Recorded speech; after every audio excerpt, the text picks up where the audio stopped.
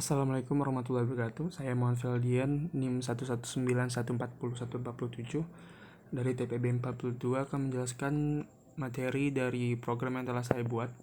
Yaitu saya menggunakan materi fisika dan juga materi kimia.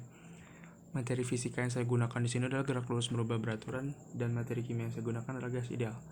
Mengapa saya menggunakan dua materi ini? Karena dua materi ini menurut saya cukup mudah untuk dipahami, dan dua materi ini juga memiliki kesamaan atau bisa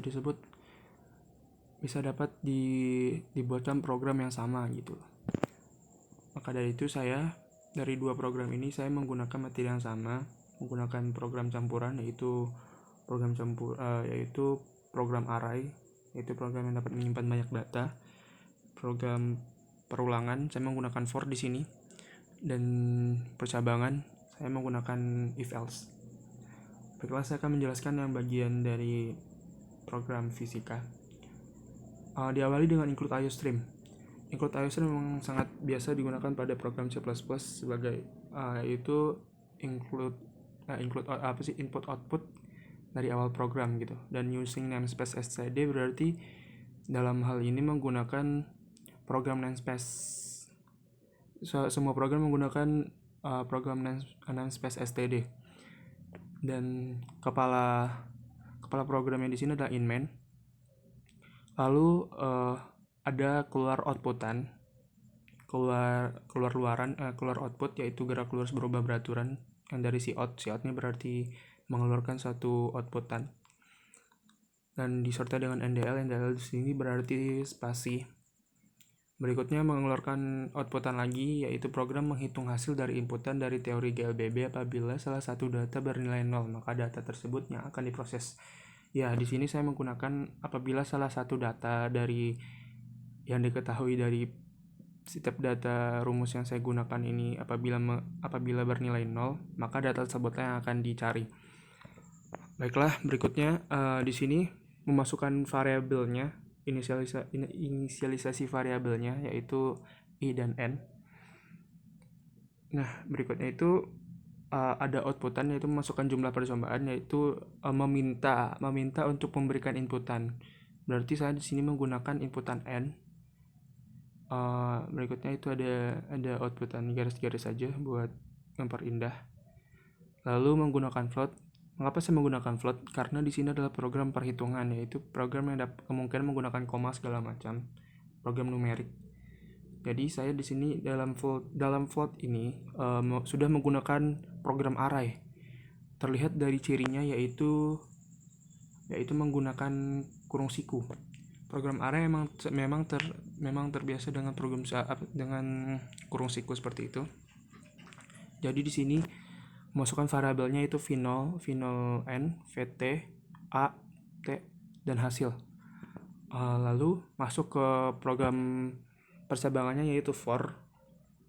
Di sini berarti for-nya itu i sama dengan 1, titik koma, i kecil sama n, i plus plus. Di sini i plus plus agar data tersebut dapat maju, dapat melakukan perulangan maju gitu. Jadi masuk ke outputan berikutnya itu percobaan ke i. Nah, i yang disinilah yang saya bilang dari sebelumnya itu, yaitu melakukan perulangan dari yang for tersebut. Lalu baru masukkan output dan inputan sesuai yang diminta, yaitu kecepatan awal, kecepatan akhir, kecepatan, dan waktu.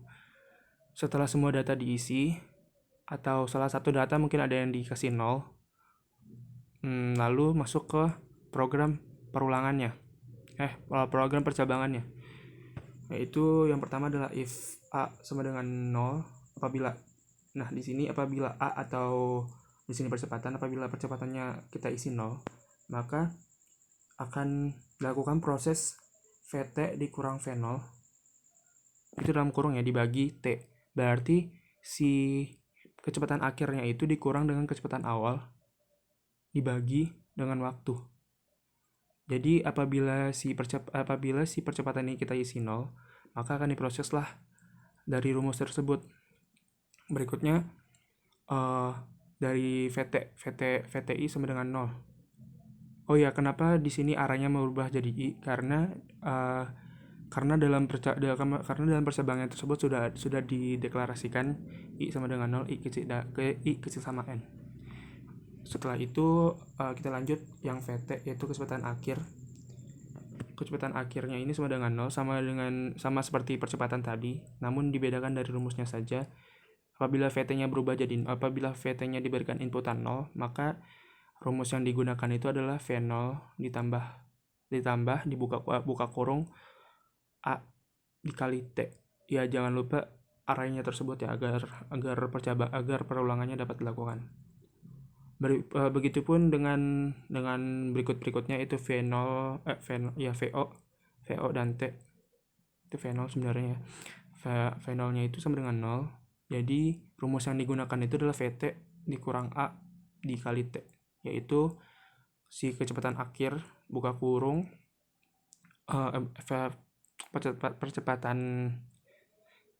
kecepatan akhir dikurang kecepatan dikali waktu. Berikutnya itu adalah waktu sama dengan 0. Apabila waktu sama dengan 0, apabila T sama dengan 0, rumus yang akan digunakan adalah kecepatan akhir dikurang kecepatan awal dibagi dengan percepatan. Begitu. Setelah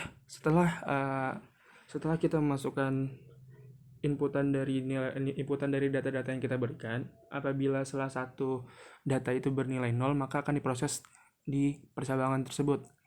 Dan setelah percabangan tersebut dilakukan sesuai dengan rumusnya, baru hasil tersebut akan keluar dari Cout hasil I.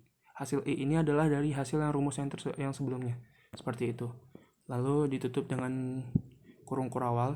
Kurung kurawal ini menutup dari yang program for tadi, agar for-nya tidak lagi terulang lagi gitu. Terus akhirnya return 0.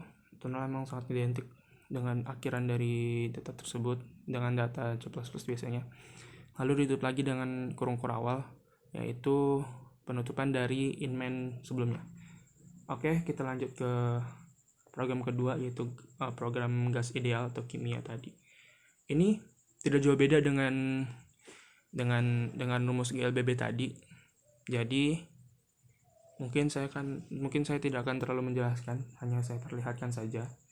Namun di gas ideal ini bagian floatnya tidak semuanya menggunakan array, karena R di sini bersifat konstan atau bernilai konstan, sudah memiliki nilai ketentuan, yaitu memiliki nilai ketentuan 0,082. Maka dari itu di sini yang bagian deklarasi variabelnya itu R tersebut tidak memiliki sifat array. Jadi hanya nilai R lah yang tidak memiliki inputan gitu. Karena inputan R sudah ada di inisialisasi variabel begitu. Sedangkan yang lainnya sama seperti yang sebelumnya, diisikan dulu di bagian for. Di perulangan diisikan dulu setiap materinya, Setelah itu barulah diproses setiap data tersebut di dalam percabangan. Seperti ini rumusnya. Sama seperti yang tadi, hanya dibalik-balik saja, lalu keluar pada Cout hasilnya tersebut, sama seperti tadi lagi. Jadi kurang lebih seperti itu yang bagian gas ideal, tidak jauh beda dengan GLBB, seperti itu. Oke, kita lanjut ke flowchart. Flowchartnya di sini, flowchart pun tidak jauh beda. Di sini flowchart saya menggunakan yang terminator simbol, yang dari terminator simbol dulu, habis itu ke simbol input output, sama seperti program tadi memasukkan input output yang tersebut, habis itu baru ke ke simbol yang dapat menyimpan data. Di sini simbol yang menyimpan datanya tersebut adalah integer, untuk menyimpan nilai integer in. Ya, di sini adalah ini dari materi GLBB dulu ya. Barulah lanjut ke simbol input output dengan output yang meminta masukkan jumlah percobaan lalu memberikan inputan n. Lalu lanjut ke simbol penyimpanan data. simbol menyimpan data yang float sama seperti integer tadi, memberikan inisialisasi variabel. Lalu ke bagian for. Nah, di sini for-nya memiliki dua cabang. Memiliki connecting line yang dua. Nanti kita jelaskan lagi.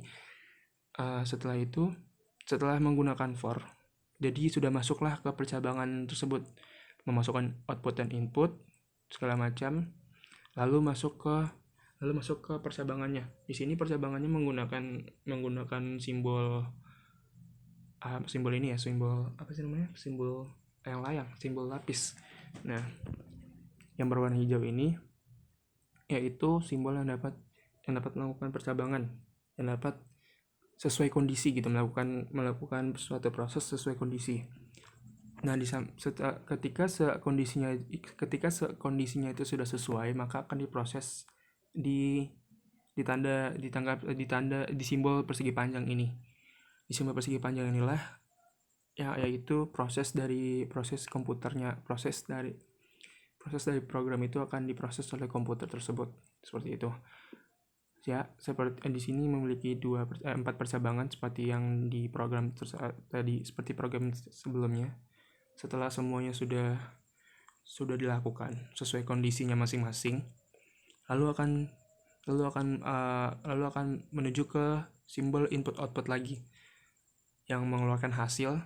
Nah, di sini barulah kita lihat connecting line dari for maju ke menyambung ke simbol input output hasil. Nah, karena dari sinilah for-nya sudah berakhir. Ini sifatnya itu sama seperti kurung kurawal. Jadi ketika sudah selesai akan berhenti di bagian output tersebut, dan seperti disitulah berakhir dari proses percabangan tersebut, dan akan ditutup dengan simbol berakhir lagi, simbol finish lagi, ya, pada sama seperti simbol mulai tadi, yaitu terminator simbol, seperti itu. Dan lanjut ke flowchart gas ideal. Flowchart gas ideal juga sama seperti yang tadi, tidak ada bedanya juga, menggunakan hal yang sama juga dengan flowchart GLBB tadi. Dan dalam penyimpanan data yang R, meskipun R-nya juga konstan, tetap disimpan data di bagian data, di simbol penyimpanan data masih sama, dan bagian percabangan juga masih sama seperti yang tadi. Jika percabangannya sesuai kondisi, akan diproses oleh komputernya seperti ditanda di simbol persegi panjang ini. Jika sudah selesai, akan melakukan output hasil dan akan berakhir di terminator simbol, yaitu simbol berakhir. Seperti itu. Seperti itu saja yang bisa saya jelaskan karena menghemat waktu. Maaf jika ada kekurangan karena terlalu cepat berbicara, karena menghemat waktu juga. Jadi sekian, terima kasih. Wassalamualaikum warahmatullahi wabarakatuh.